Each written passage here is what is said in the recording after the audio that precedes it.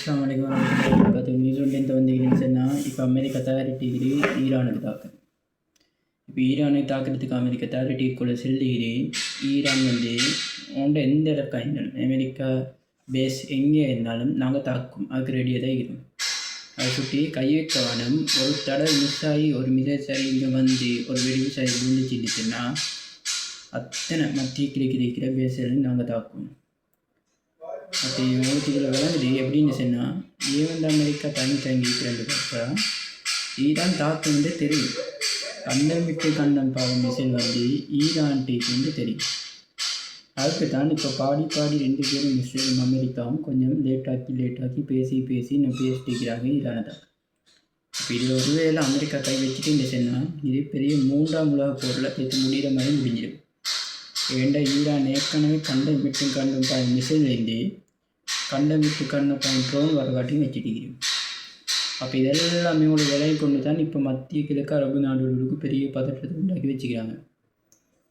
அடுத்தது சவுதியில் முக்கியமாக கச்சா எண்ணெய் எடுக்கிறதுக்கு போனேன்னு சொன்னால் வெனிசுலாவில் இப்போ சவுதி ரூல்ஸ் போட்டுக்கிற மாதிரி வெனிசுலா அதிபரை உடனே நிக்கோலஸ் மதுரோவை விடுவிக்கணும் அப்படின்னு சொல்லி சவுதி சொல்லிக்கிறேன். இப்போ சவுதி சொல்கிற மாதிரி அமெரிக்கா விடுவிச்சுன்னு சொன்னால் சவுதியும் யுனைடெட் அரப் எமிரேட்ஸ் கண்ட்ரிஸ் எல்லாமே சேர்ந்து வெனிசுலாட்டிருந்து கச்சா எண்ணெயை செய்யும். அப்படி எடுக்கக்குள்ள கடைசிக்கு அவமானியாக இருக்குது அமெரிக்காவுக்கு. இப்போ அமெரிக்கா ப்ளேன் பண்ணிக்கிறேன்ட்டு சொன்னால் வெனிசுலாவில் கச்சா எண்ணெய் கீழே சுட்டி நிக்கோலஸ் மதுரோவை தூக்கினேன். இப்போ நிக்கோலஸ் மதுரோவை தூக்கிட்டு போயிட்டு இவரை பார்க்குறாரு எப்படி சரி அரபு நாடுகள் அடிமையாக்கி அவளோட கையில் புல வச்சு ஆப்ரஹாம் ஒப்பந்தத்தில் கையெழுத்துட்டு ஆப்ரஹாம் ஒப்பந்தத்துக்கு பிறகு கையெழுத்து போட்ட பிறகு இவர் நிக்கோலஸ் மதுரோவை வெளியிட்டுருவார். இப்போ அத்தான் அவர்கிட்ட பிளேன் அடுத்தது ஈரானை தாக்கில் பிளேன். இப்போ 12 நாள் போர்லேயே மாடு மாதிரி அடிவாங்க இஸ்ரேலுக்கு இன்னொரு பரப்பு கிட்ட தெரியுது.